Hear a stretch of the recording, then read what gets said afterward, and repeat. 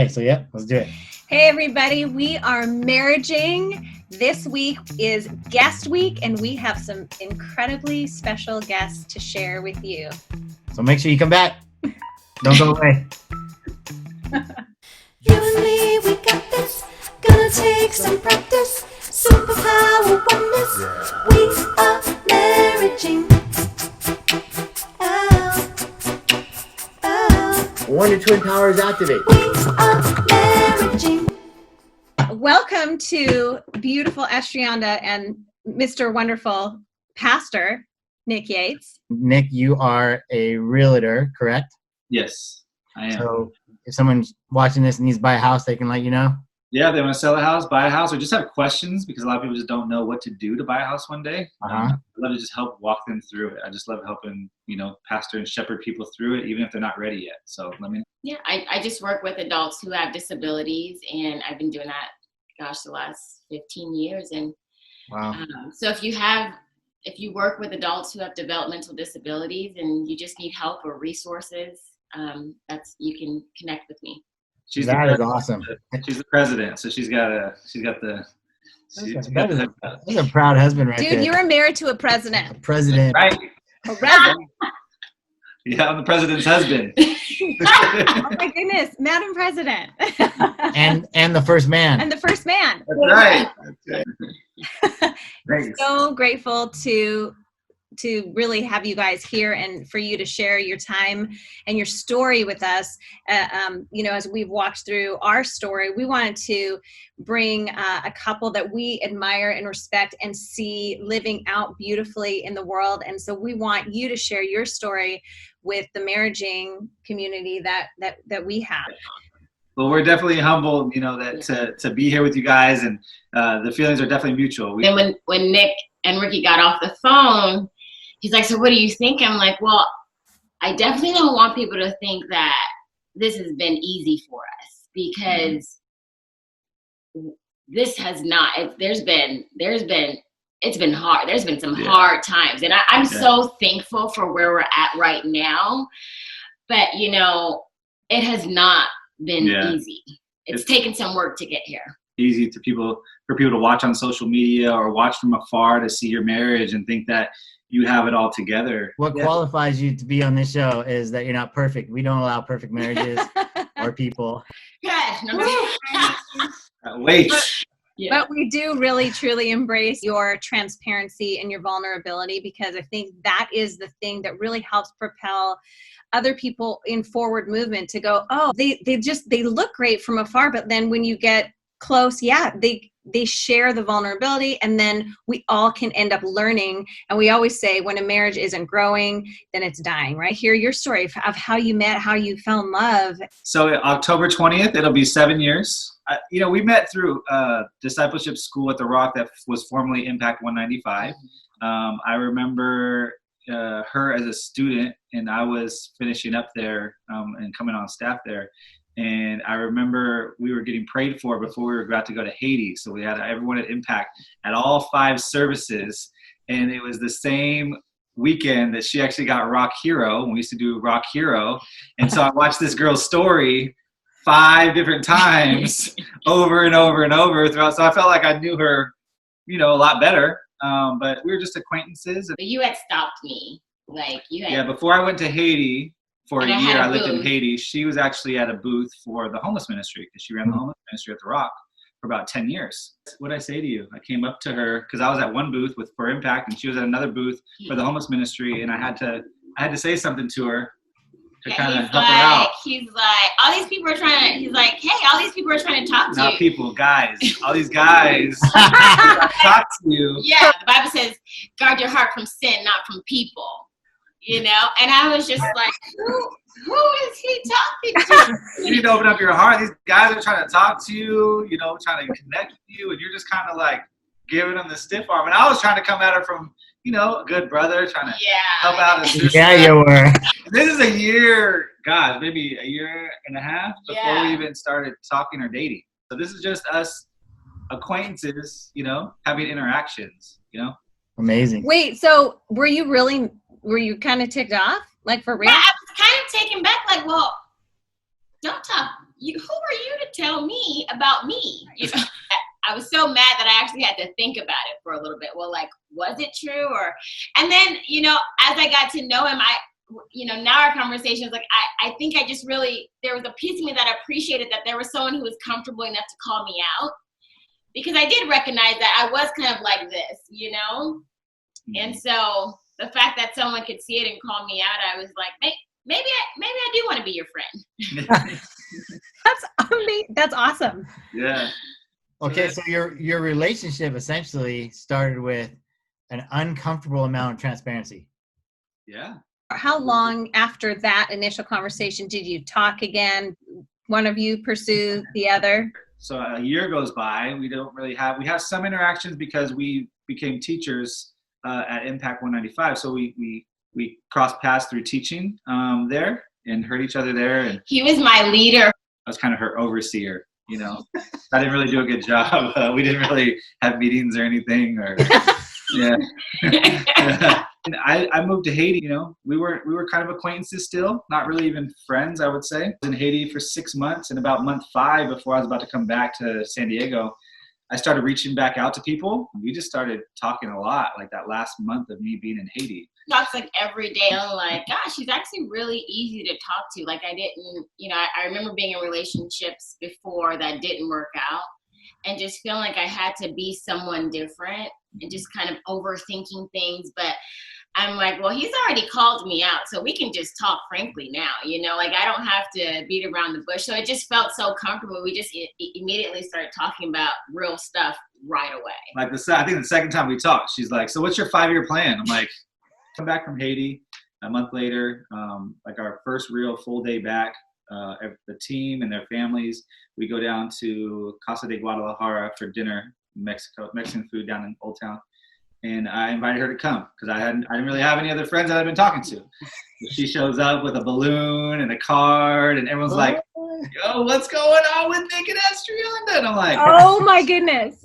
We both had this interpretation that I don't think the other person anticipated, because I was thinking, is his family here? Like, what kind of dinner is this? Like, this was not a proper introduction, you know? And he's thinking, oh my goodness, she bought me a balloon. And I'm just thinking, oh, I should bring something. This is a celebration party or something, right? But it ended up being such a small dinner with his family where I'm like, here's my balloon. Yeah. So it was. Yeah, it was very funny. We started hanging out really kind of like every day as soon as I got back, and really we're getting to know each other, spent a lot of time together. And then I had the opportunity to go back and lead the team back to Haiti. And I was like, hey, is this something, would you ever consider living in Haiti? And she said, nah. So I felt like it was me deciding between going back to Haiti and living, or do I stay and continue dating her? I made the decision by faith that, okay, like I really feel this is where the Lord's guiding me. And I went back to Haiti and led the team back to Haiti. And she kept dating me. And I was like, okay, like how's this gonna work, you know? But she came for the first 2 weeks with our team when we went back out. And so I was like, all right, I'm gonna be able to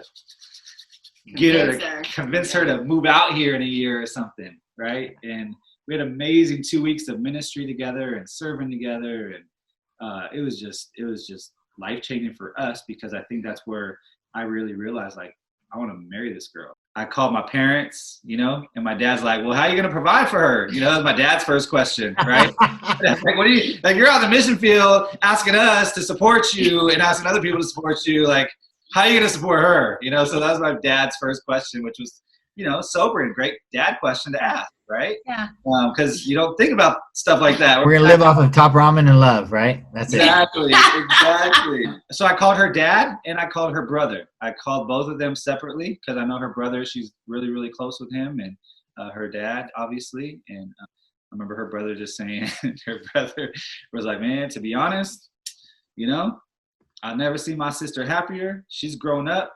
And she's never talked about having kids. She's talking about wanting a monkey, you know? And I was like, wait, what? And she's talking about having kids with you, man. So I know she loves you. And I'm like, oh. So you was thumbs up from dad and brother and mom. Everybody was thumbs up. Yeah. Okay. Families were very honoring and supportive. Awesome. That's awesome. We relived the that first night with. So basically, I had her friends, take her to the nail salon, take her to go get, spa, do the whole spa treatment. So she did that with her girlfriends during the day while I was kind of running around getting stuff together. I had some friends that went and set up, a blanket, because that first night after we had dinner with my family and some friends, we went up to Mount Soledad because she'd never been there. Me, born and raised from San Diego. Hey, let's go check out Mount Soledad. So we went to Mount Soledad, hung out up there, and so I kind of recreated that night. So I had blankets set up there with some communion, and my friends with videographers and photographers kind of hiding out. I showed up to the restaurant with an orange balloon and a card for her, and then we had dinner. And then is around Christmas time, and my brother's birthday is around Christmas. I told her, my brother's having a surprise party back at the house. So after dinner, we'll go back to the house, celebrate my brother. Cool. We're driving back to the house, and she's joking, we're having a great conversation, talking about our life together in the future. And she's like, well, until you put a ring on it. And I'm like, man, I got the ring right here.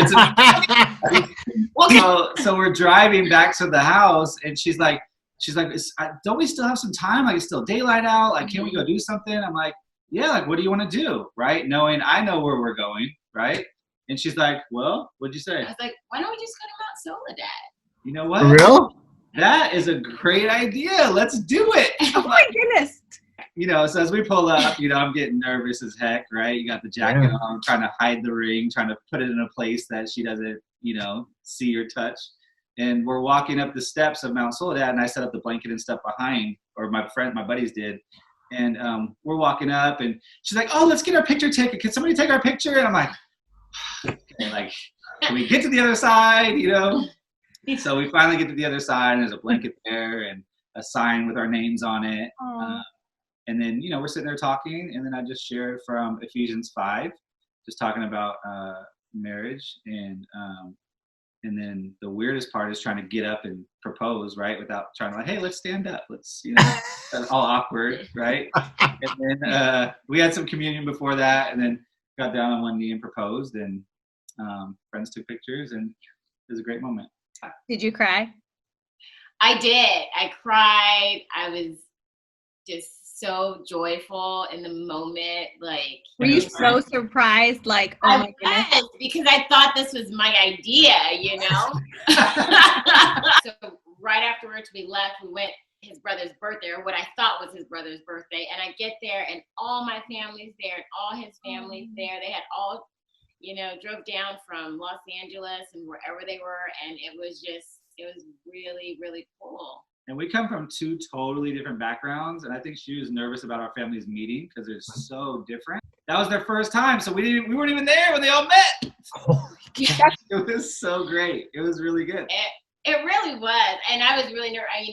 Everyone's everyone cordial, was really and talking, and and then you got my family there playing dominoes, and then so. Yeah. It was cool to just see how respectful everyone was of just honoring and respecting each other and being there for us. Yeah. And our families still hang out, which is cool. Oh, That is awesome. One of the things that we really didn't want to do, we didn't want to go into debt. And so planning our wedding, we didn't want to start our marriage that way. I was living on my own, and I connected with his family. We all kind of talked, and I said, hey, can I stay with you guys to help us save for our marriage while he's out there in Haiti. And so I was able to live with his family. That's how we were able to save money for our wedding. So you really got to know his family.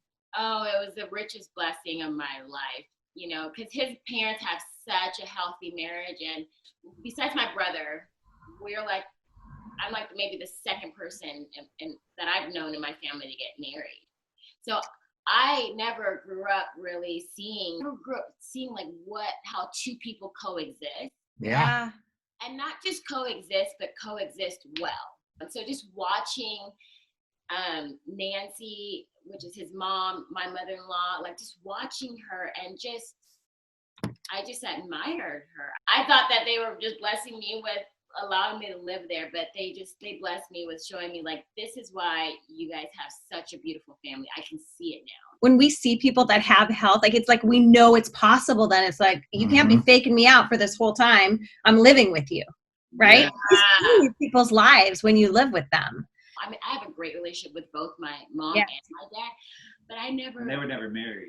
I've never said, oh, my parents. Like, I've just never Wow. said that. So when he would say that, I'm like, you grew up with parents, you Wow. know, like, and Wow. So it changed your vocabulary, because it's like, well, those are my parents too. yeah.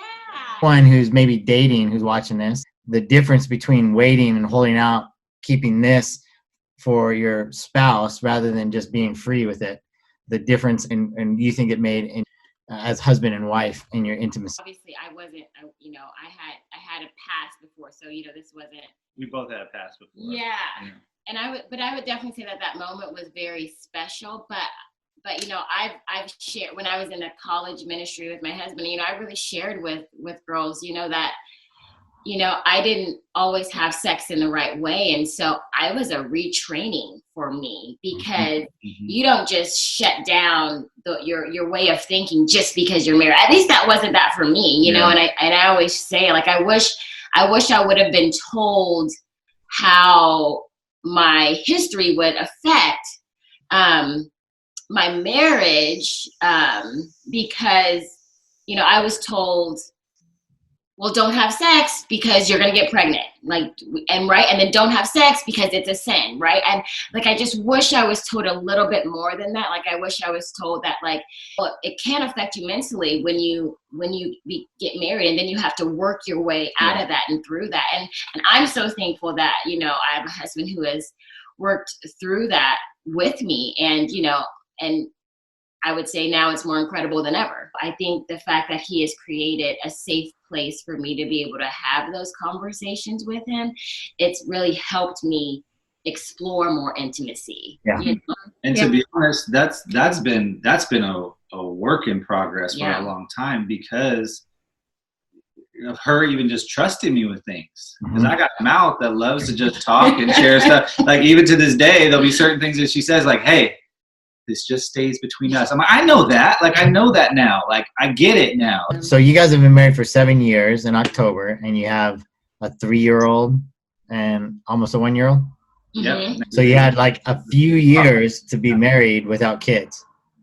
Yes, it was great.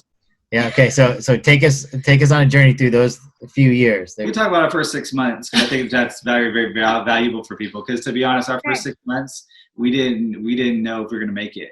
What was it? Because you mentioned at the beginning of this, like, hey, it was not easy. Is this the part that you mean that was not? Yeah. I think it was communication, lack of communication. Expectations. Oh, yeah. That was a huge one, because somebody has an expectation that doesn't get met, and it's like, why do you have that expectation of me, or vice versa? So, like, there's one thing in particular that I remember, and it just, like, completely set me off when we first got married. And it was, I had cleaned up our home, right? And I had organized everything, and I decorated everything, and I just knew that he was going to come home and be like, oh, babe, this is home. This is it. He came home and he was like, oh, and then he just started moving things around. I was so enraged. I was like, how dare you? And he's like, what? I'm helping, I'm like, and I had to learn over time that the reason why I would get so offended about these things is because I just wanted him to see what I was doing for him and say it matters, Yeah. We have completely opposite love languages. Oh, Acts of service for her and quality time. So she was doing acts of service, cleaning all my stuff, organizing it. And I'm like, my organized mess is like, I don't know where anything is. So that was not loving, but then trying to understand, like, okay, she's showing me love, even though I'm raging inside, because I'm like, I don't know where any of my stuff is now. And to be honest, she still does some stuff like that, and I'm like, where are my clothes? Like, where'd you put my clothes? But I understand it's her love, so, and then mine's, words of affirmation and physical touch. So just two, and then, in the rankings, her bottom two are my top two, and vice versa. So we're just complete opposite ends of the spectrum, which I think was a real challenge in the first 6 months. Even just, like you said, communication and learning how to deal with conflict. I think that was the biggest thing for us because we come from such different backgrounds. And I'm like, hey, like, let's stop yelling at each other. Like, stop yelling. And she's like, I'm not yelling. I'm hoping my family raised their voice. And then everyone in my family, you would think they're arguing, but they're not. They're just talking. When you guys, was there a point where you sat down and said, can we like talk about expectations? Sit down, the two of you, and like, did you hash through? Did you go to counseling? Yeah, it was life-changing. Life-changing. Because I feel like that was the moment we could hear each other. Yeah. So just really understanding self-evaluation was really helpful. I think the biggest cycle we've been in our marriage, and I think other couples might as well, and I think sometimes we still go through this every once in a while, but definitely not as frequently as we did before, but is just you have an expectation, I didn't meet it, you're upset, now I'm trying to apologize and do whatever I can to make it right. You know, and I feel like people have that cycle consistently, right? Whether it's the husband or the wife or vice versa. And it's like, how do you get out of that cycle? And it's just, I think, continuing the dialogue and just keeping those lines of communication open. Some practical things that you could leave for our listening audience to take steps in their marriage that potentially that you've tried, they've worked, or just you want to challenge them in?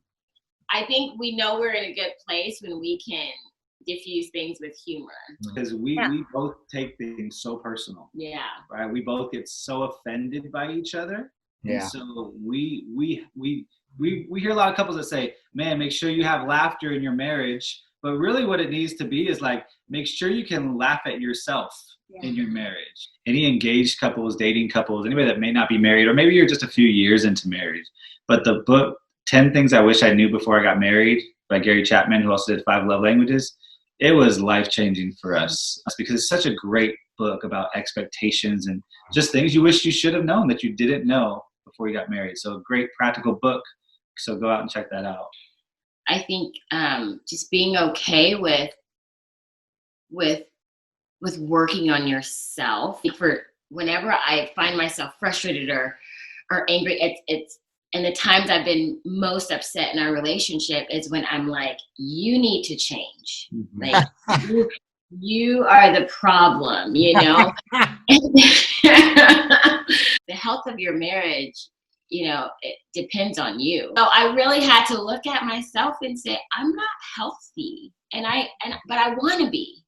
And doing the work to be healthy, because I think who I am and what I'm able to bring to my marriage now, I think it contributes to our marriage being happy, our home being happy, you know, it doing the work. And I'm still doing the work because it's important for me to be healthy in our home. As parents of 2 young toddlers, what is a great little life hack? The first thing that came to mind was bedtime. Yeah, having a routine. I mean, having a routine You know? is huge, and being on the same page with that routine, because that's the thing. We can have a routine, but if one of us isn't on the same page, usually me. It's like we can enjoy our time. You know, our kids have a bedtime. Mm-hmm. You just It's okay have a to have mommy bedtime and daddy time. because then it's our time. You know. Yeah. That's really important for young couples to hear too. It's like, no, you can verbalize that to your children because they need to understand how important this is. And I think that creates such a security for kids, knowing that mommy and daddy are on the same page and they're like a united front. I just want you guys to know, like, you've really been, both of you have been such influencers and such encouragement to so many young people. I just want to tell you, just keep going. Don't quit. Keep using your voice, being a light in this world that really needs, godly couples that love each other. So, most certainly appreciate you guys marriaging with us. Yeah. And I know that God's going to really, you're going to impact a lot of lives. So thank you. And thank you for sharing your story. Yeah. We really love you guys. Yeah. We love you guys For giving us too. your time. We really appreciate it. Yeah, thanks it's for our having pleasure. us, you guys. Okay. Enjoy. Signing off. God bless you guys. Love you too. Ways of marriaging.